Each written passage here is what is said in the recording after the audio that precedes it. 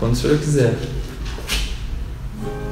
Boa tarde, minha gente. Hoje eu estou muito contente por estar junto de vocês. Eu venho com alegria e trago minha companhia que canta para Santos Reis.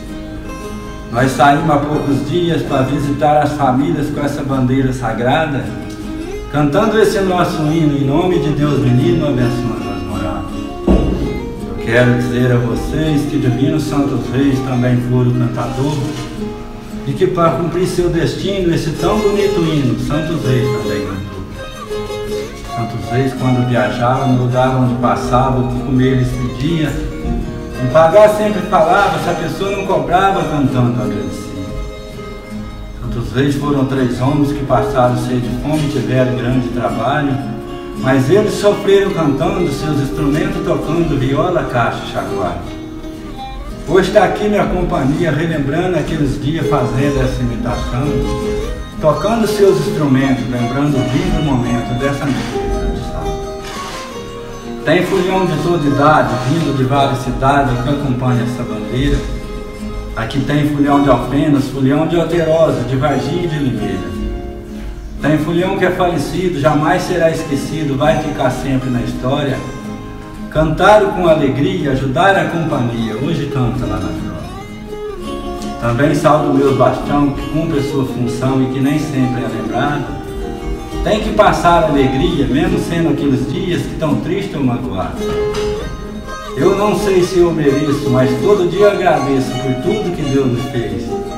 E por nós cantar nos tons de Deus ter nos dado o dom de ser folião de reis. Viva Santo Reis!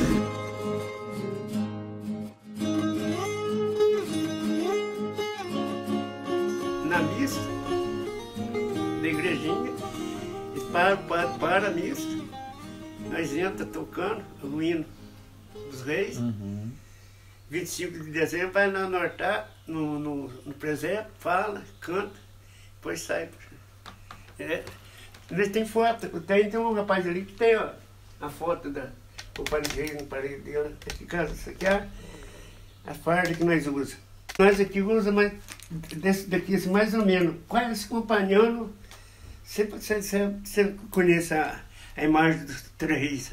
Ele usa quase uma cor vermelha, amarela e azul, né? A máscara que nós fazemos, ela substituiu, eles pintaram com tinta. Então nós usamos a máscara, mas igual que não tem jeito, né? Para tampar o rosto, porque eles tinham que tampar o rosto para não aparecer, né? Sim.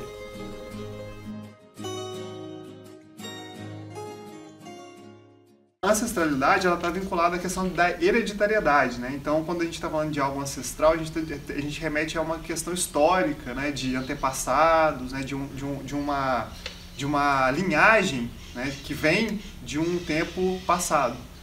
Eu venho seguindo uma família, tradição dos campos, que o povo fala. O nosso lado é os campos, sabe? A folia rei dos campos. Então tinha até uma fama, uma certa fama, porque onde os campos iam era festa, era diversão, era moda, era cachaça, era devoção e diversão, entendeu?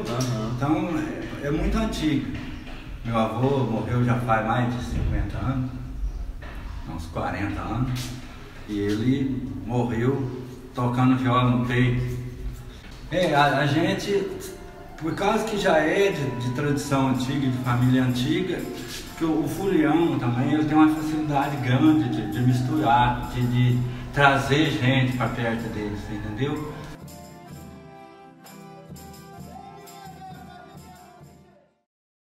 Cultura é tudo aquilo que se cultua, que se cultiva, que se alimenta. Tudo que se cultua vira cultura. Nós temos várias formas de manifestação cultural no nosso país. A gente tem as culturas populares, que estão muito atreladas, né, às questões regionais. Então nós temos culturas populares no Brasil inteiro. Então cada lugar que você chegar no nosso país, você vai identificar uma cultura ali que é uma cultura regional e é uma cultura popular. Nós temos várias coisas nesse sentido e vale muito a pena a gente estudar isso e analisar isso e toda a riqueza cultural que o nosso país tem. Mais ou menos no ano de 1200, seja na Espanha, depois em Portugal, depois em outras partes do mundo, eles criam justamente as companhias de reis.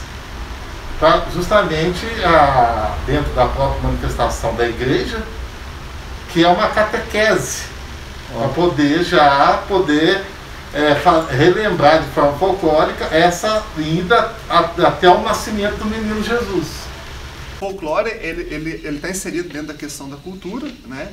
Só que o folclore ele tem algumas especificidades, que é exatamente essa questão da tradição oral, né? Geralmente o folclore está atrelado a uma tradição que não está colocada dentro de um livro, de uma lei, é algo que vem, né, que está vinculado diretamente à questão da ancestralidade também, que vem principalmente da tradição oral, né, que vem de pai para filho, o vô fala para o pai, aí o pai fala para o filho, e aí essa questão vai sendo construída, né, e se permanece, né, ao longo do tempo, e aí a gente costuma chamar de folclore. Nós fazíamos uma corrente, uma fila do lado e do outro. Aí se tocando, aí os bastião iam um por fora e um por dentro da fila, sabe? Uhum. Chegava lá, se encontravam, dançavam para lá, faziam caracol, depois voltavam outra vez por dentro. Era atração, que o povo queria ver. Uhum. O divertimento da Companhia de Reis sem ser a bandeira, que é a tradição nossa, é a dança dos reis. Agora depois, quando a gente era mais novo, saía no Serraninho com o Tarcísio Honório, nós estudava, nós que deixamos essas fardas, nós tínhamos que estudar 6 meses dentro da escritura. A parte da anunciação, quando o anjo anunciou Maria, que ia ter a criança, depois vai ter a parte do nascimento. Quando Jesus Cristo ia nascer, eles procurando sempre aprofundar nos estudos, nas coisas, falaram que ia aparecer uma estrela no céu diferente, tá? E quando essa estrela apareceu, segundo os mais antigos, eu não sei se está isso escrito ou não, os primeiros a ver essa estrela foi os 3 reis. Eles conheceram no caminho, através da estrela foi guiando e os 3 caminhos encontrou. Eles acharam onde Jesus Cristo estava, num lugar humilde, pobre, onde Jesus Cristo nasceu, e levaram os presentes, mirra, incenso, ouro. Eles falaram, vamos voltar, avisar o rei que Jesus Cristo está aqui e tal. Mas dormindo no caminho, eles foram avisados em sonho para não voltar. E Herodes, na realidade, queria matar. A dança dos reis foi quando Nossa Senhora com São José foi passar no Arroio de Jordão, os soldados já estavam esperando para pegar ele, desde criança, né? Aí o que eles fizeram? Eles pegaram e inventaram a dança, fantasiaram os reis, pintaram o rosto deles, e nisso passou tocando instrumento, e Nossa Senhora com São José atravessou a ponta. Mascarou, fantasiou, e fumaram caixa, chacoalho e viola, e começaram a fazer bagunça. E fantasiado, tampado, ele passou por Herodes, tranquilo, fazendo bagunça, fazendo barulho. É onde eu falo que você for de rei, está em festa. Como a gente está pensando uma tradição que está vinculada a um espaço, né, e se a gente for pensar historicamente, isso sempre está atrelado à questão da religião, né? Cultura e religião são coisas muito próximas, né? A gente tem essa mania de pensar a religião como algo separado da cultura, mas a cultura e a religião são dimensões muito intrínsecas da dimensão humana. Outra questão que é importante também é a questão política, né? Porque quando a gente está falando de cultura, a gente está falando de política.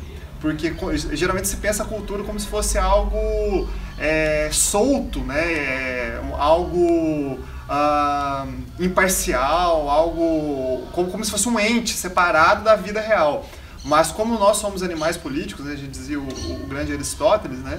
Então a cultura ela é também política, né? Não existe uma cultura que não seja política, né? Então por isso que é importante a gente sempre pensar a questão da cultura como uma dimensão política e também religiosa, né? Porque a questão religiosa, né? Principalmente historicamente, essas tradições elas estão embebidas em contextos onde o catolicismo foi muito forte, né? Se a gente for pegar aí até sei lá, início do século XX, a cultura religiosa, né, católica por excelência, ela sempre foi muito presente nas culturas tradicionais, né, especialmente no Brasil, né, essa herança da própria escravidão, né, essa noção, né, de de que essas expressões elas estão atreladas à religião. E aí vai passando e levando essa história, essa catequese dos reis magos, que na verdade eles são senhores da lei, sábios.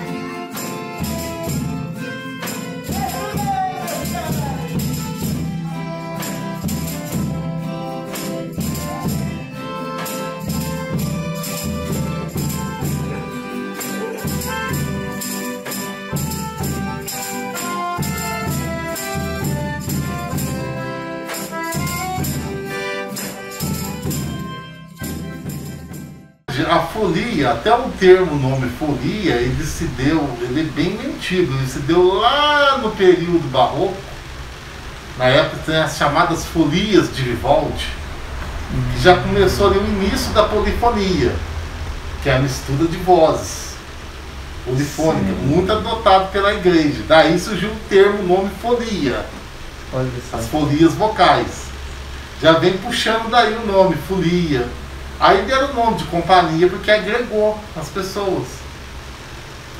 A relação instrumental, ela passa justamente aí, que mais ou menos no ano de 1200, seja na Espanha, depois em Portugal, depois em outras partes do mundo, eles criam justamente as companhias de reis. Daí, a origem, supõe-se que as violas foram as primeiras que surgiram. Quando você ouve uma companhia de reis, às vezes você escuta misturando as vozes. Sim. Sabe quando as pessoas falam, eu não estou entendendo o que eles estão cantando? Porque as vozes estão misturando. São até 7 vozes, que é no popular, que eu falei, que é a relação do capitão, o respondedor, o contrato, que ele chama contrato, ou contralto. Eles falam contrato no popular aqui na nossa região. Porque se for falar de outra região, às vezes é outro sistema, mas é muito parecido uma companhia com a outra. Aí tem o contrafino, ou fineiro, que eles chamam. Então são até 7 vozes. E tem companhia que tem vozes masculinas, tem companhias que tem vozes masculinas, femininas, tem companhia só de mulheres, dependendo da região do Brasil.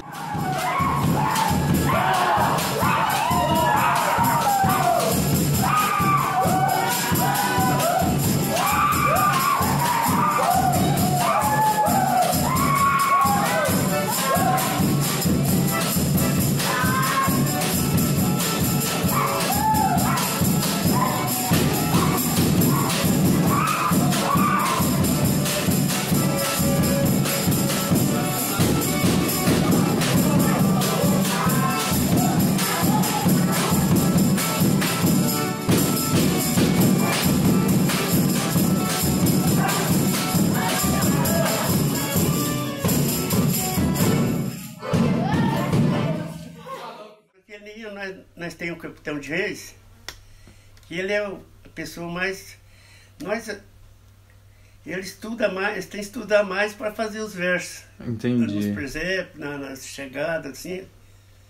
E ele é mais coisa. Mas todo mundo tem responsabilidade, mas que nós chamamos de capitão, a responsabilidade dele é mais ainda. Ele tem que chegar na sua casa, pode contar ao teu pai. Ele tem que fazer um verso, se tiver uma imagem de Nossa Senhora, ele tem que cantar naquela imagem. para ter uma foto, tem que conseguir falar sobre a imagem. Então. É o capitão, e os outros ajudam. Aí tem o ajudante, tem o resplendedor, tem o ajudante, tem o contrato, e tem igual o Vonei ajuda nós aqui, que é parente lá. O Vonei, sim. Isso gosta demais. É contrafino que fala. Aí por tudo, são 7, tem o caixeiro, o pátio pandeiro, um carrega a bandeira. Sim.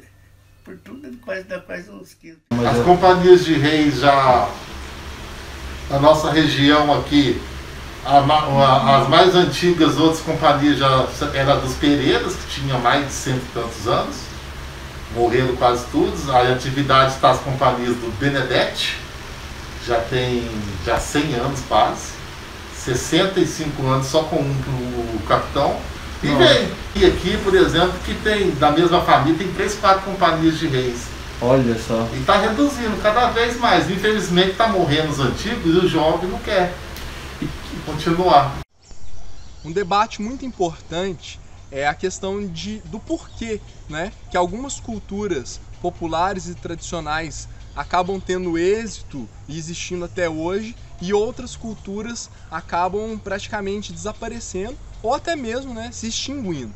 Acho que a questão do êxito está ligado à manutenção da ancestralidade. Se aquilo for mantido, se essa ancestralidade, né, essa cultura passada de pai para filho, de vô para filho e neto, for mantida, a cultura ela tem grande possibilidade de se manter, né? E o que atrapalha geralmente essas culturas tradicionais de se manterem, infelizmente, é a cultura de massa, né? As grandes mídias, essa cultura fast food, onde você acaba perdendo o contato então com essa ancestralidade. Então acho que é muito importante a gente alimentar essas bases de cultura popular, né?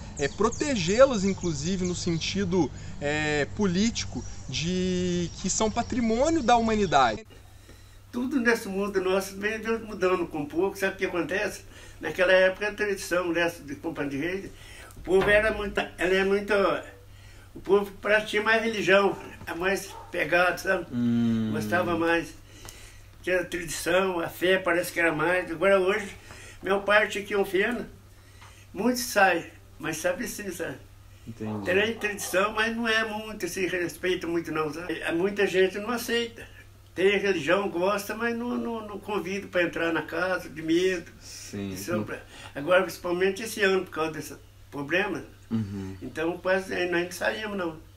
Então, geralmente, né, essas culturas populares, né, como elas estão vinculadas a essa questão de ancestralidade, a questão de tradição oral, para ela se preservar, hoje, né, principalmente no mundo contemporâneo, especialmente no Brasil, ela precisa de alguma política pública que possa incentivar, né, até do ponto de vista financeiro, né, porque o que acontece? A tradição oral ela tem uma tendência a não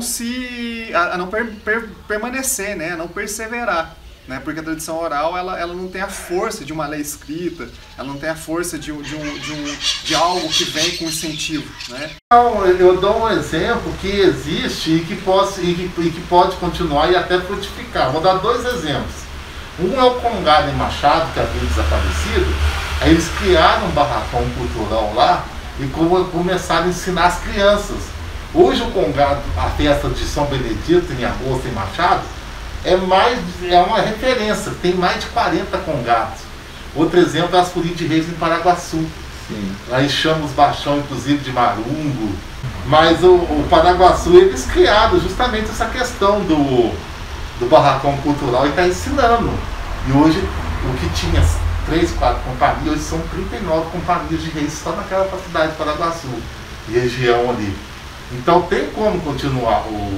O atual governo está construindo um barracão também para fazer aqui em Alfenas. Eu acho que assim vai manter a tradição.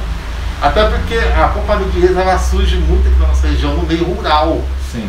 Que antigamente a zona rural sempre vai saindo, assim como o congado, as pastorinhas. A coisa vai dançando, cruza ela assim no ar, dança por cima dela, depois corta a jaca, que eles falam, né? Mas tá tudo coisa, nós não usamos esse ano. Mas a gente tem uns que gostam de pintar. Esse daqui não é novo, né? Nós não usamos mesmo. Vocês mesmo que faz? Não, esse daqui nós ganhamos do rapaz lá Sani.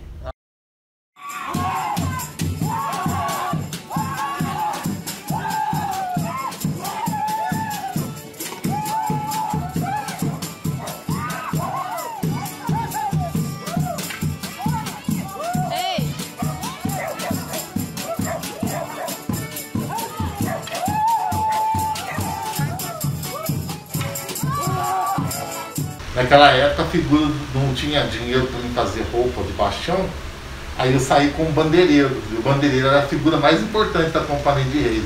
Era a companhia do Sr. Ernestinho Ramos, em Alfenas. Uma companhia muito antiga, ele tinha um caminhão antigamente, Dória. E de lá para cá vem passando para diversas companhias. Atualmente eu toco violino na Companhia dos Benedetes.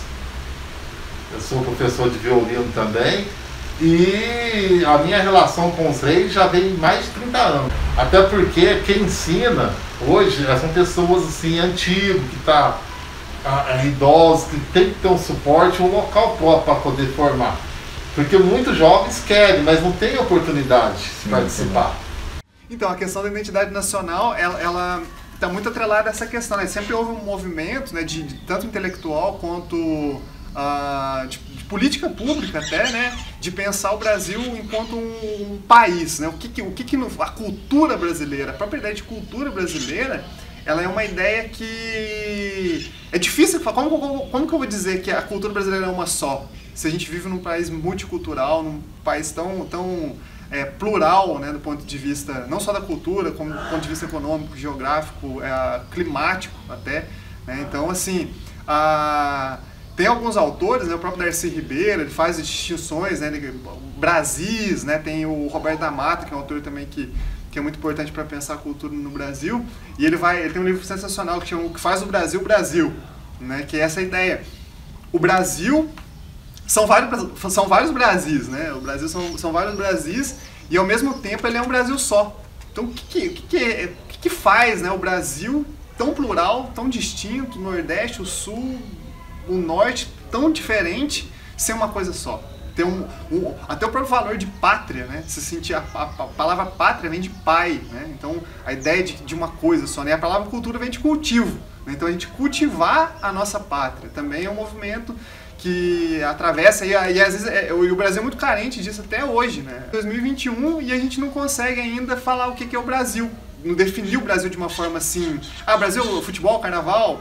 Não sei se é. Primeiro, o carnaval veio da França, né? O futebol veio da Inglaterra. Então a gente exporta essas noções e às vezes a gente deixa de valorizar coisas que são nossas por excelência, né? E a gente fica importando essas coisas para tentar construir uma imagem do que é o Brasil, né? E quem melhor para construir a imagem do Brasil do que os brasileiros? Né? São os brasileiros que constroem essa imagem. Às vezes a gente fica tentando intelectualizar tudo, né? Entrando na questão da cultura erudita, né? A gente fica querendo eruditizar a cultura brasileira, sendo que na verdade a cultura brasileira é popular por excelência. Que agora, nesse momento, uma parte do nascimento em versos eu vou contar.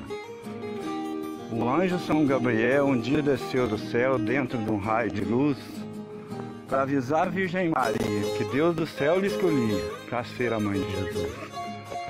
Gabriel disse a Maria com uma voz que tremia dentro de um raio com brilho que Deus tinha lhe escolhido para Jesus ser concebido, para ela ser mãe do seu filho. Maria de Nazaré, entre todas as mulheres, liderava a mais fiel, por isso foi concebida, por Deus ela foi escolhida para ser rainha no céu. Lá no alto do infinito, o nosso Mestre bendito no Evangelho anunciou que da nação de Davi, Jesus ainda ia vir no mundo dos pecadores. E as santas palavras de Deus, muitos profetas escreveram no livro e deixou escrito, e os reis sempre estudavam e com fé acreditavam no que Deus havia dito. Na terra de Canaã, o profeta Balaão profetizava e dizia: